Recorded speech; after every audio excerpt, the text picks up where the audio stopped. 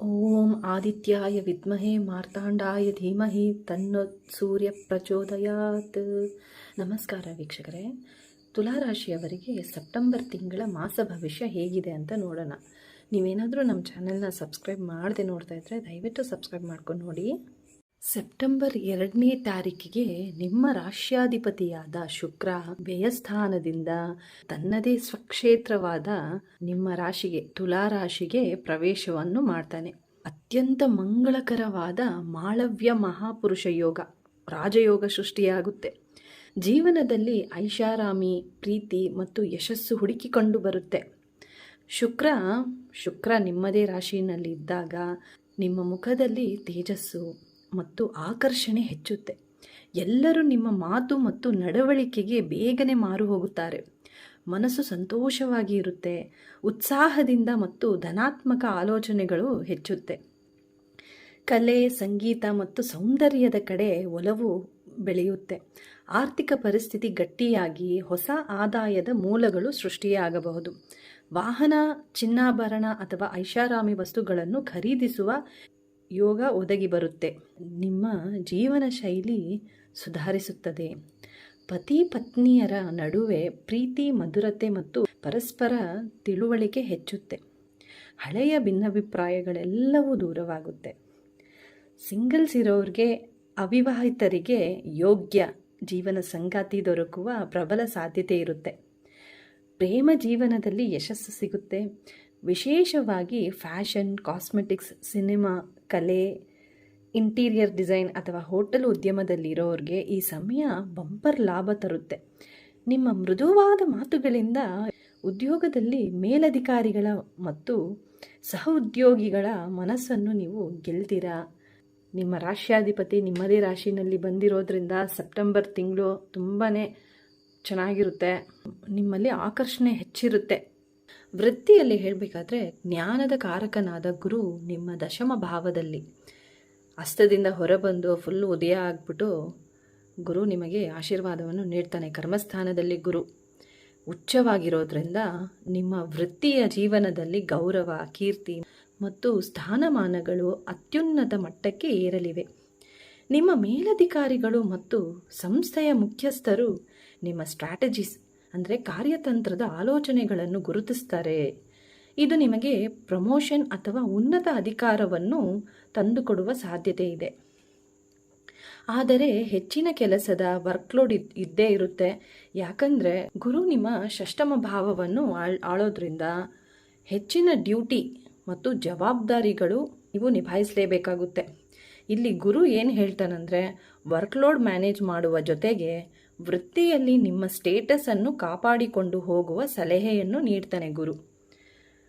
ವ್ಯಾಪಾರ ಮಾಡ್ತಾ ಇರೋರಿಗೆ ಬೆಳವಣಿಗೆಯ ಅನುಭವ ಜೊತೆಗೆ ಲಾಭದಾಯಕವಾದ ಡೀಲಿಂಗ್ಸ್ಗಳು ಸಿಗುವ ಸಾಧ್ಯತೆ ಇದೆ. ನಿಮ್ಮ ಸ್ಪರ್ಧಿಗಳು ಅಥವಾ ಕೆಲಸದಲ್ಲಿ ರಾಜಕೀಯ ಮಾಡುವವರು ನಿಮ್ಮನ್ನು ಡೌನ್ ಮಾಡುವುದಕ್ಕೆ ಪ್ರಯತ್ನ ಪಟ್ಟರೆ ಅವರು ಸೋಲುತ್ತಾರೆ. ಕಾನೂನು ವಿಚಾರದಲ್ಲಿ ಸಮಸ್ಯೆಯನ್ನು ಎದುರಿಸ್ತಾ ಇದ್ದರೆ ಸೆಪ್ಟೆಂಬರ್ ತಿಂಗಳು ನಿಮಗೆ ಉತ್ತಮ ಬುದ್ಧಿಶಕ್ತಿ ಮತ್ತು ಕಾರ್ಯತಂತ್ರದ ಬಲವನ್ನು ನೀಡ್ತಾನೆ ಗುರು. ಇದರಿಂದ ತೀರ್ಪು ನಿಮ್ಮ ಪರವಾಗಿ ಬರುವ ಸಾಧ್ಯತೆ ಹೆಚ್ಚಿದೆ. ಸಾಲದ ಬಾಧೆಗಳಿಂದ ಮುಕ್ತಿ, ಆರ್ಥಿಕ ವಿವಾದಗಳಿಂದ ಕೂಡ ಹೊರಬರಲು ಗುರು ಸಹಾಯ ಮಾಡ್ತಾನೆ. ವಿದ್ಯಾರ್ಥಿಗಳಿಗೆ ಸ್ಪರ್ಧಾತ್ಮಕ ಪರೀಕ್ಷೆಗಳಿಗೆ ತಯಾರಿ ನಡೆಸ್ತಾ ಇರೋರಿಗೆ ಗಮನ ಮತ್ತು ಭಾಗ್ಯದಿಂದ ಹೆಚ್ಚಾಗಿ ಸಹಾಯ ಆಗುತ್ತೆ. ಗುರು ನಿಮ್ಮ ತೃತೀಯ ಭಾವವನ್ನು ಆಳೋದ್ರಿಂದ ನಿಮಗೆ ವಿಲ್ ಪವರ್ ಜಾಸ್ತಿ ಮಾಡಿಸ್ತಾನೆ. ಜೊತೆಗೆ ಧೈರ್ಯ ಮತ್ತು ನಿಮ್ಮ ಮಾತಿಗೆ ಹೆಚ್ಚು ತೂಕವಿರುತ್ತೆ. ಯಾವುದೇ ಕೆಲಸದ ಮೀಟಿಂಗ್ ಇರಲಿ ಅಥವಾ ಪ್ರೆಸೆಂಟೇಷನ್ಸ್ ಕೊಡುವ ಸಮಯದಲ್ಲಿ ನೀವು ಮಾತಾಡಿದರೆ ನಿಮಗೆ ಬೆಲೆ ಜಾಸ್ತಿ ಇರುತ್ತೆ ಈ ಸಮಯದಲ್ಲಿ. ಮತ್ತು ಹೊಸ ಐಡಿಯಾಸ್ ಅಥವಾ ಕಾಂಟ್ರಾಕ್ಟ್ಸ್ ಬಗ್ಗೆ ಮಾತುಕತೆ ನಡೆಸಿ ಒಪ್ಪಂದಕ್ಕೆ ಬರುವುದಕ್ಕೆ ಈ ಸಮಯ ತುಂಬಾ ಅದ್ಭುತವಾಗಿದೆ.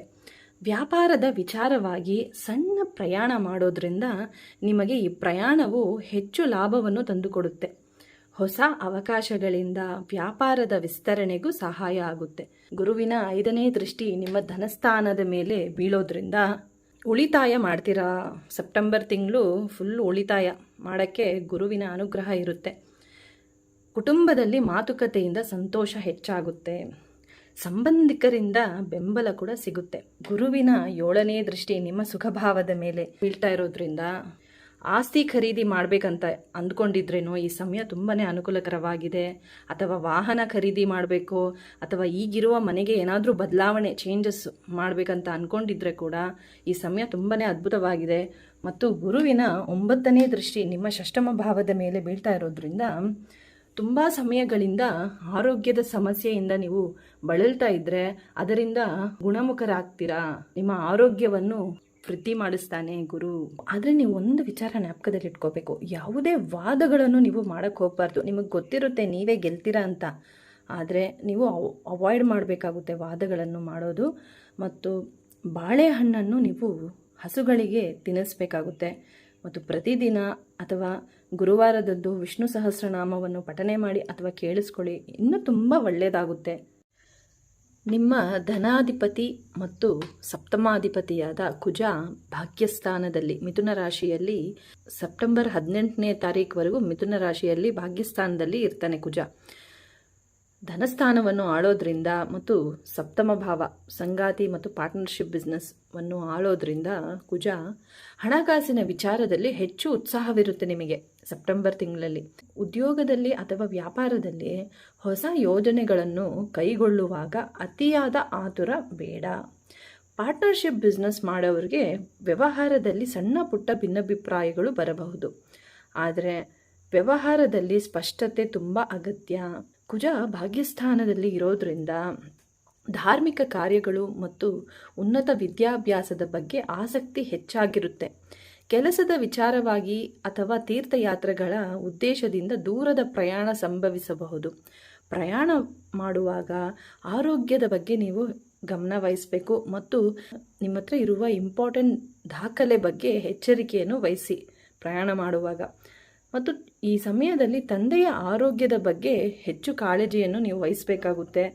ಟೈಮ್ಗೆ ತಂದೆಯ ಹೆಲ್ತ್ ಚೆಕಪ್ ಮಾಡಿಸಿ ಮತ್ತು ಪ್ರತಿದಿನ physical activity, walking, light exercise ಮಾಡ್ತಾ ಇದ್ದಾರಾ ಇಲ್ವೋ ಅಂತ ನೀವು ಅಪ್ಡೇಟ್ ತಗೊಳ್ತಾ ಇರಬೇಕು. ಮತ್ತು ಅವರ ಮನಸ್ಸಿನಲ್ಲಿ ಏನಾದರೂ ಬೇಜಾರು, ದುಃಖ ಇದೆಯೋ ಅಂತ ತಿಳಿದುಕೊಂಡು ಅವರ ಒತ್ತಡವನ್ನು ನೀವು ಕಡಿಮೆ ಮಾಡಬೇಕಾಗುತ್ತೆ. ಕುಜ ಭಾಗ್ಯಸ್ಥಾನದಲ್ಲಿದ್ದಾನೆ. ಕುಜ ಅಂದ್ರೇ ಫುಲ್ಲು ಧೈರ್ಯ, ಆತ್ಮವಿಶ್ವಾಸ, ಜೊತೆಗೆ ಕೋಪ ಕೂಡ ಅಲ್ವಾ. ಕೋಪ ಮತ್ತು ಎಮೋಷ್ನಲ್ ಮಾತುಗಳನ್ನು ಕಂಟ್ರೋಲ್ ಮಾಡಬೇಕು ನೀವು. ಇಲ್ಲದಿದ್ದರೆ ಕುಟುಂಬದಲ್ಲಿ ಅಥವಾ ಸಂಗಾತಿಯೊಂದಿಗೆ ಮನಸ್ತಾಪಗಳು ಉಂಟಾಗಬಹುದು. ತಾಳ್ಮೆಯಿಂದ ವರ್ತಿಸೋದ್ರಿಂದ ಬಹಳಷ್ಟು ಸಮಸ್ಯೆಗಳನ್ನು ದೂರ ಮಾಡಬಹುದು. ತಂದೆ ಹಾಗೂ ಗುರು ಹಿರಿಯರ ಸಹಕಾರ ದೊರೆಯಲಿವೆ. ಧನಾಗಮ ಉತ್ತಮವಾಗಿದ್ದರೂ ಖರ್ಚಿನ ಮೇಲೆ ಕುಜ ಭಾಗ್ಯಸ್ಥಾನದಿಂದ 4ನೇ ದೃಷ್ಟಿ ನಿಮ್ಮ ವ್ಯಯಭಾವದ ಮೇಲೆ, 7ನೇ ದೃಷ್ಟಿ ನಿಮ್ಮ ತೃತೀಯ ಭಾವದ ಮೇಲೆ, 8ನೇ ದೃಷ್ಟಿ ಸುಖಭಾವದ ಮೇಲೆ ಬೀರ್ತಾ ಇರೋದ್ರಿಂದ ಖರ್ಚಿನ ಮೇಲೆ ನಿಗಾ ಇರಲಿ. ಸೆಪ್ಟೆಂಬರ್ 18ರ ನಂತರ ಕುಜ ಬಂದು ಭಾಗ್ಯಸ್ಥಾನದಿಂದ ಕರ್ಮಸ್ಥಾನಕ್ಕೆ ಕರ್ಕಾಟಕ ರಾಶಿಗೆ ಪ್ರವೇಶವನ್ನು ಮಾಡ್ತಾನೆ. ಕುಜ ಇಲ್ಲಿ ನೀಚ, ಮಕರ ರಾಶಿಯಲ್ಲಿ ಕುಜ ಉಚ್ಚನಾಗ್ತಾನೆ. ಸೆಪ್ಟೆಂಬರ್ 18ರ ನಂತರ ಕುಜ ಕರ್ಮಸ್ಥಾನಕ್ಕೆ ಸಂಚಾರವನ್ನು ಮಾಡೋದ್ರಿಂದ ಕೆಲಸದ ಜವಾಬ್ದಾರಿಗಳು ಹೆಚ್ಚಾಗಲಿವೆ. ಆತುರದ ನಿರ್ಧಾರಗಳು ಬೇಡ. ಮತ್ತು ನಿಮ್ಮ ಲಾಭಸ್ಥಾನಾಧಿಪತಿ ಸೂರ್ಯ ಬಂದು ತನ್ನದೇ ರಾಶಿಯಲ್ಲಿ ಸೆಪ್ಟೆಂಬರ್ 16ನೇ ತಾರೀಕುವರೆಗೂ ಸಿಂಹ ರಾಶಿಯಲ್ಲಿ ಸ್ಥಿತನಾಗಿರ್ತಾನೆ. ಆದರೆ ಕೇತುವಿನ ಜೊತೆಗೆ ಸಂಚಾರವನ್ನು ಮಾಡ್ತಾನೆ. ಆದಾಯದಲ್ಲಿ ಸ್ಥಿರತೆ ಇರುತ್ತೆ. ಸಡನ್ನಾಗಿ ಅನಿರೀಕ್ಷಿತವಾಗಿ ದುಡ್ಡು ಬರಬಹುದು. ಹಳೆಯ ಸಾಲ ಕ್ಲಿಯರ್ ಮಾಡ್ತೀರಾ. ಈ ಹಿಂದೆ ಮಾಡಿದ್ದ ಇನ್ವೆಸ್ಟ್ಮೆಂಟಿಂದ ಕೂಡ ನಿಮಗೆ ಲಾಭ ಬರುವ ಸಾಧ್ಯತೆ ಇದೆ. ಆದರೆ ಲಾಭಸ್ಥಾನದಲ್ಲಿ ಕೇತು ಸಂಚಾರವನ್ನು ಮಾಡ್ತಾ ಇರೋದ್ರಿಂದ ವಿದೇಶಿ ಕ್ಲೈಂಟ್ ಅಥವಾ ಆನ್ಲೈನ್ ಕೆಲಸದ ಮೂಲಕ ನಿಮಗೆ ಆದಾಯ ಒದಗಿ ಬರುತ್ತೆ. IT, ಸಾಫ್ಟ್ವೇರ್, ಸಂಶೋಧನೆ ಅಥವಾ ಗೂಢಶಾಸ್ತ್ರಗಳಿಂದ ಸಂಬಂಧಿಸಿದ ಕೆಲಸಗಳಲ್ಲಿ ಉತ್ತಮ ಯಶಸ್ಸು ಸಿಗುತ್ತೆ. ಸೆಪ್ಟೆಂಬರ್ 16ರ ನಂತರ ಸೂರ್ಯ ಬಂದು ಲಾಭಸ್ಥಾನದಿಂದ ವ್ಯಯಭಾವಕ್ಕೆ ಸಂಚಾರವನ್ನು ಮಾಡ್ತಾನೆ. ಬುಧ ಸೆಪ್ಟೆಂಬರ್ 7ನೇ ತಾರೀಕುವರೆಗೂ ಲಾಭದಲ್ಲಿ ಇರ್ತಾನೆ. ಸೆಪ್ಟೆಂಬರ್ 7ರ ನಂತರ ತನ್ನದೇ ರಾಶಿಗೆ ಕನ್ಯಾ ರಾಶಿಗೆ ಪ್ರವೇಶವನ್ನು ಮಾಡ್ತಾನೆ. ಸೂರ್ಯ 16ನೇ ತಾರೀಕಿಗೆ ವ್ಯಯಭಾವಕ್ಕೆ ಬರೋದ್ರಿಂದ ಬುಧ ಇಲ್ಲಿ ಅಸ್ತನಾಗ್ತಾನೆ. ಸೂರ್ಯ ಬುಧನ ಜೊತೆ ವ್ಯಯಭಾವದಲ್ಲಿ ದಾನ ಧರ್ಮಗಳಿಗಾಗಿ ನಿಮ್ಮ ಕೈಯಿಂದ ಹೆಚ್ಚು ಹಣ ವ್ಯಯವಾಗಲಿವೆ. ಮತ್ತು ಬುಧ ಅಸ್ತ ಇರೋದ್ರಿಂದ ಸೈನ್ ಮಾಡುವಾಗ, ಯಾವುದೇ ಕಾಂಟ್ರಾಕ್ಟ್ ವಿಚಾರ ಏನೇ ಸೈನ್ ಮಾಡುವಾಗ ಅಥವಾ ಆನ್ಲೈನ್ ಬ್ಯಾಂಕ್ ವ್ಯವಹಾರಗಳು ಮಾಡುವಾಗ ಸಣ್ಣ ಅಜಾಗರೂಕತೆಯಿಂದ ಹಣದ ನಷ್ಟವಾಗಬಹುದು. ಸ್ವಲ್ಪ ಎಚ್ಚರಿಕೆ ವಹಿಸಿ. ನಿಮ್ಮ ಭಾಗ್ಯಸ್ಥಾನಾಧಿಪತಿ ಬುಧ ಅಸ್ತನಾಗಿರೋದ್ರಿಂದ ನಿಮ್ಮ ಆಲೋಚನೆಗಳು, ಪ್ಲ್ಯಾನಿಂಗ್ಗಳು ತುಂಬ ತೀಕ್ಷ್ಣವಾಗಿರುತ್ತೆ ಮತ್ತು ಸರಿಯಾಗಿ ಕೂಡ ಇರುತ್ತೆ. ಆದರೆ ಅಸ್ತವಾಗಿರೋದ್ರಿಂದ ಇತರರ ಮುಂದೆ ನೀವು ಸರಿಯಾಗಿ ವ್ಯಕ್ತಪಡಿಸೋಕೆ ಆಗದ ಪರಿಸ್ಥಿತಿ ಬರುತ್ತೆ. ಅಂದರೆ ನೀವು ಎಕ್ಸ್ಪ್ರೆಸ್ ಮಾಡೋಕ್ಕಾಗಲ್ಲ, ಏನೇ ಐಡಿಯಾಸ್ಗಳನ್ನು ಬೇರೆಯವ್ರ ಮುಂದೆ ನೀವು ವ್ಯಕ್ತಪಡಿಸೋಕ್ಕಾಗಲ್ಲ ಅಷ್ಟೇ. ಅಸ್ತ ಮುಗಿದ ನಂತರ ನಿಮ್ಮ ಕಮ್ಯುನಿಕೇಷನ್ಸ್ ಎಲ್ಲ ತುಂಬ ಚೆನ್ನಾಗಿರುತ್ತೆ. ಸದ್ಯಕ್ಕೆ ಅಸ್ತ ಆಗಿರೋದ್ರಿಂದ ಹಾಗೆ ನೀವು ಬೇರೆಯವರಿಗೆ ಒಳ್ಳೆಯದನ್ನೇ ಹೇಳಿದ್ರು ಕೂಡ ಎದುರಿರುವನು ತಪ್ಪಾಗಿ ಅರ್ಥ ಮಾಡ್ಕೊತಾರೆ. ಅದರಿಂದ ನೀವು ಜಾಸ್ತಿ ಯಾರಿಗೂ ಅಡ್ವೈಸೇ ಮಾಡೋಕ್ಕೆ ಹೋಗಬೇಡಿ. ಈ ಸಮಯದಲ್ಲಿ ವ್ಯಯಭಾವದಲ್ಲಿ ಸೂರ್ಯ ಇರೋದ್ರಿಂದ ಕೋಪದ ಭರದಲ್ಲಿ ಯಾರಿಗೂ ಪ್ರಾಮಿಸ್ ಮಾಡೋಕ್ಕೆ ಹೋಗಬೇಡಿ, ಅಂದರೆ ಭರವಸೆ ನೀಡೋಕ್ಕೆ ಹೋಗಬೇಡಿ. ಮಾಡ್ತೀನಿ ಅಥವಾ ಕೊಡ್ತೀನಿ, ದುಡ್ಡು ಕೊಡ್ತೀನಿ ಅಥವಾ ಈ ಕೆಲಸ ಮಾಡಿಕೊಡ್ತೀನಿ ಅಂತ ಭರವಸೆ, ಪ್ರಾಮಿಸ್ ಬೇಡ. ಸೆಪ್ಟೆಂಬರ್ ಆರಂಭದಲ್ಲಿ ಸ್ವಲ್ಪ ತೊಂದರೆಗಳು ಕಂಡು ಬಂದರೂ ಅಂತಿಮವಾಗಿ ಜಯ ನಿಮ್ಮದೇ ಆಗುತ್ತೆ. ಸೆಪ್ಟೆಂಬರ್ 26ನೇ ತಾರೀಕುವರೆಗೂ ಬುಧ ಕನ್ಯಾ ರಾಶಿಯಲ್ಲಿ ವ್ಯಯಭಾವದಲ್ಲಿ ಸಂಚಾರವನ್ನು ಮಾಡ್ತಾನೆ. ನೀವು ಎಚ್ಚರಿಕೆಯಿಂದ ಹಣಕಾಸಿನ ವಿಚಾರದಲ್ಲಿ ಬಜೆಟ್ ಪ್ಲಾನಿಂಗ್ ಮಾಡೋದು ತುಂಬಾ ಅಗತ್ಯ. ಸೆಪ್ಟೆಂಬರ್ 26ರಂದು ನಿಮ್ಮ ರಾಶಿಗೆ, ತುಲಾರಾಶಿಗೆ, ನಿಮ್ಮ ಭಾಗ್ಯಸ್ಥಾನಾಧಿಪತಿ ಮತ್ತು ವ್ಯಯಾಧಿಪತಿಯಾದ ಬುಧ ನಿಮ್ಮ ರಾಶಿಗೆ, ತುಲಾರಾಶಿಗೆ ಪ್ರವೇಶವನ್ನು ಮಾಡ್ತಾನೆ. ಬುಧ ನಿಮ್ಮ ರಾಶಿಗೆ ಬಂದ ತಕ್ಷಣ ನಿಮಗೆ ಸ್ಪಷ್ಟತೆ ಬರುತ್ತೆ. ನಿಮ್ಮ ಮಾತಿನ ಸಾಮರ್ಥ್ಯದಿಂದ ಬೇರೆಯವರನ್ನು ಕನ್ವಿನ್ಸ್ ಮಾಡುವುದರಲ್ಲಿ ನಿಮಗೆ ಸಹಾಯ ಮಾಡುತ್ತೆ. ನಿಮ್ಮ ಐಡಿಯಾಸ್ಗಳು ಇಂಪ್ರೂವ್ ಆಗ್ತಾ ಹೋಗುತ್ತೆ. ಏನೇ ವ್ಯವಹಾರದ ಮಾತುಕತೆಯನ್ನು ನಡೆಸಬೇಕೆಂದರೂ ತುಂಬ ಒಳ್ಳೆಯ ಸಮಯ ಅಂತಲೇ ಹೇಳ್ಬೋದು.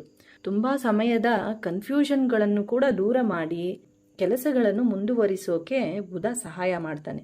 ಸಡನ್ನಾಗಿ ಒಳ್ಳೆಯ ಅವಕಾಶಗಳು ಬರುವ ಸಾಧ್ಯತೆ ಇದೆ. ಹಳೆಯ ಹಣಕಾಸಿನ ಸಮಸ್ಯೆಗಳಿಗೆ ಪರಿಹಾರ ದೊರೆಯುತ್ತೆ.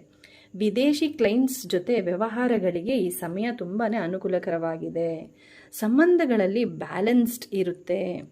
ಆದರೆ ಬುಧ ನಿಮ್ಮದೇ ರಾಶಿಯಲ್ಲಿ ಇದ್ದಾಗ ನೀವು ಅತಿಯಾಗಿ ಯೋಚನೆಗಳು ಮಾಡುವ ಸಾಧ್ಯತೆ ಕೂಡ ಇದೆ.